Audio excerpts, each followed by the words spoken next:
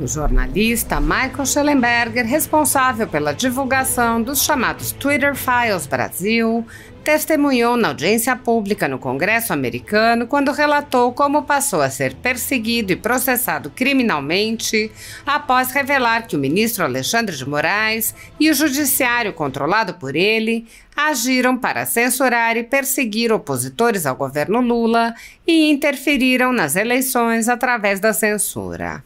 Em sua fala inicial, o jornalista lembrou que a Constituição brasileira prevê expressamente a liberdade de expressão e isso não vem mais sendo respeitado. Ele disse: "Hoje o Brasil não é mais uma democracia liberal, é uma democracia iliberal, onde as pessoas, inclusive antigos membros do PT e proeminentes juristas, temem expressar suas opiniões com medo de punição. E por simplesmente expor esse fato, me vejo sob investigação criminal pela Polícia Federal e pelo Procurador-Geral do Brasil." Shellenberger explicou que o STF e o TSE estão agindo para censurar opositores, indo muito além da censura e banindo conservadores das plataformas de mídia social. Ele disse: "Moraes não está simplesmente exigindo que as plataformas de mídia social censurem conteúdo específico de jornalistas e políticos controversos. Ele está exigindo que todas as plataformas de mídia social os proíbam para sempre. E ele frequentemente o faz através de decisões secretas, sem direito à apelação. É importante enfatizar esse ponto. Não é possível ser um jornalista ou político independente na era da internet se você não pode se comunicar nas mídias sociais. E assim, a censura no Brasil é a pior que eu já vi em qualquer democracia ocidental. Moraes agiu unilateralmente para inventar leis completamente novas. Ele está, portanto, não apenas interferindo nas eleições, mas, em grande parte, assumindo o papel do Congresso." O jornalista descreveu a perseguição que vem sofrendo, mostrando que as acusações são falsas e não têm qualquer fundamento legal. Shellenberger disse: "Imaginem só se o Brasil criminalizasse algo tão vago quanto desestabilizar o Estado democrático. Tal lei permitiria ao presidente Lula prender manifestantes não violentos, jornalistas e seus rivais políticos." Enquanto estava no Brasil, entrevistei dezenas de brasileiros, incluindo professores, jornalistas e advogados respeitados. A grande maioria me disse que estava chocada com o que está acontecendo e tinha medo de expressar suas opiniões. Estamos em um momento muito perigoso. A democracia brasileira está em risco, apesar das fortes garantias contidas na Constituição. A censura, que vem se intensificando no Brasil, atingiu unicamente conservadores e já causou o fechamento de alguns veículos de imprensa. Mas a perseguição não se limita à censura e inclui muitas outras medidas, inclusive prisões políticas, devassas, buscas e apreensões, assédio de reputações, entre outras. Grupos monopolísticos e cartéis que se associam com o intuito de barrar informações contrárias ou inconvenientes atuam em conluio com a finalidade de aniquilar qualquer mídia independente, eliminando o contraditório e a possibilidade de um debate público amplo, honesto, abrangendo todos os feixes e singularidades dos mais diversos espectros políticos. Controlando as informações, o cartel midiático brasileiro tenta excluir do debate e, em última instância, da vida pública, os conservadores e os veículos que dão voz a essas pessoas. A Folha Política tem sua receita confiscada por uma canetada do ministro Luiz Felipe Salomão, ex-corregedor do TSE, com o aplauso e o respaldo dos ministros Luiz Roberto Barroso, Alexandre de Moraes e Edson Fachin. Toda a renda de mais de 20 meses do nosso trabalho está sendo retida sem justificativa jurídica. Anteriormente, a Folha Política teve sua sede invadida e todos os seus equipamentos apreendidos a mando do ministro Alexandre de Moraes em inquérito que foi arquivado por falta de indícios de crime. Mesmo assim, a equipe continuou trabalhando como sempre, de domingo a domingo, dia ou noite, para trazer informação sobre os três poderes e romper a espiral do silêncio imposta pela velha imprensa, levando informação de qualidade para todos os cidadãos e defendendo os valores, as pessoas e os fatos excluídos pelo mainstream, como o conservadorismo e as propostas de cidadãos e políticos de direita. Se você apoia o trabalho da Folha Política e pode ajudar a evitar que o jornal seja fechado, pela ausência de recursos para manter sua estrutura, cumprir seus compromissos financeiros e pagar seus colaboradores, doe qualquer valor à empresa Raposo Fernandes por meio do Pix, cujo QR Code está visível na tela, ou por meio do código ajude@folhapolitica.org.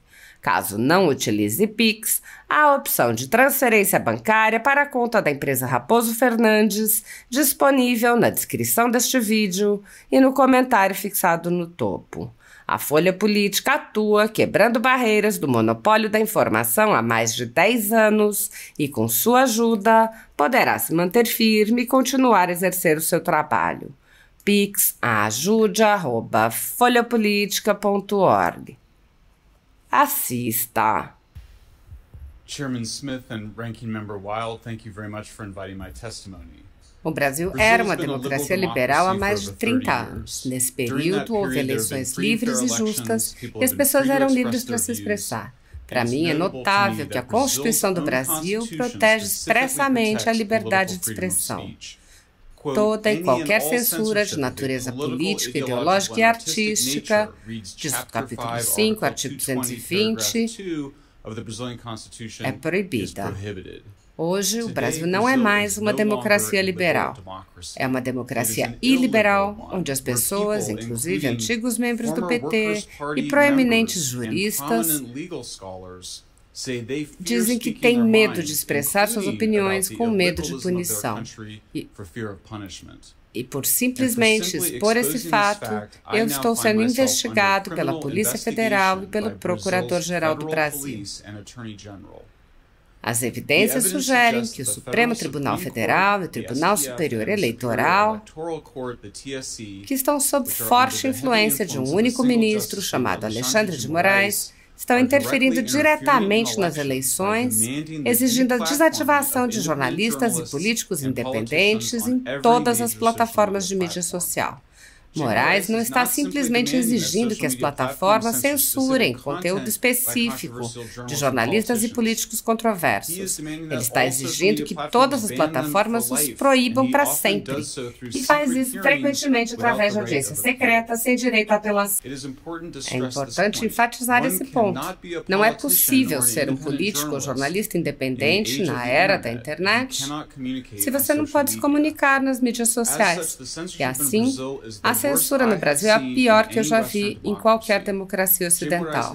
Moraes agiu unilateralmente para inventar leis completamente novas. Ele está, portanto, não apenas interferindo nas eleições, mas assumindo o papel do Congresso. On April 3rd, 2024, when I published the Twitter Files Brazil, they show Supreme Court Justice de Moraes had illegally demanded that Twitter reveal private information about Twitter users who used hashtags he considered inappropriate and demanded the deplatforming of independent journalists and politicians. 3 days later, on April 6th, X Corporation, formerly Twitter, announced that a Brazilian court had forced it to, quote, block certain popular accounts in Brazil. 1 hour later, X's owner Elon Musk announced that X would defy the court's order and lift all restrictions. 1 day later, April 7th, Jay Moraes announced a criminal investigation into Musk for allegedly spreading disinformation, obstructing justice, and allowing people who Jay Moraes had banned from social media to freely express their views. Jay Moraes said he would fine X $20,000 per day for every banned person Musk allowed to speak. On April 15th, X's top attorney in Brazil resigned his post, fearing for his safety. On April 18th and April 19th, Brazil's federal police published 2 reports that suggested that I was under criminal investigation for publishing the Twitter Files Brazil. The reports claim that the people whom G. Moraes had demanded be censored had gained limited access to communicate on X, particularly through X's Spaces, which allows for live conversation. This is yet more evidence that G. Moraes is obsessed with silencing his enemies. It was not enough for X to have blocked their profiles within Brazil. G. Moraes also does not want those individuals to be able to use their voices. The federal police reports that singled me out suggested that it was somehow suspicious that I only have one paid subscription on X, which is to Elon Musk. But there's nothing suspicious about this. I am paying Musk, not the other way around. And as the police report notes, Musk takes a percentage of the revenue of the people who subscribe to my content on X. I will note, in a moment of irony and some levity, that this police report reproduced the banner from my profile page on X, which reads, "Defund the Thought Police." I took a small amount of pleasure in knowing that the Thought Police were reproducing a slogan against their mission. 3 days later, Brazil's Attorney General, Jorge Messias, urged the Supreme Court to pursue criminal prosecution, unquote, and investigation to, quote, identify and punish the possible culprits. His report named me specifically. At no point did the Attorney General suggest that either I or my co-authors, Eli Vieira and David Agape, lied or presented inaccurate information. Rather, the Attorney General's 6-page memo released publicly claims that I released, quote, excerpts of content from confidential judicial decisions in an attempt to destabilize the democratic state. But both accusations are also untrue. None of the Twitter Files Brazil contained any confidential judicial decisions. The Twitter Files Brazils were strictly emails between Twitter staff.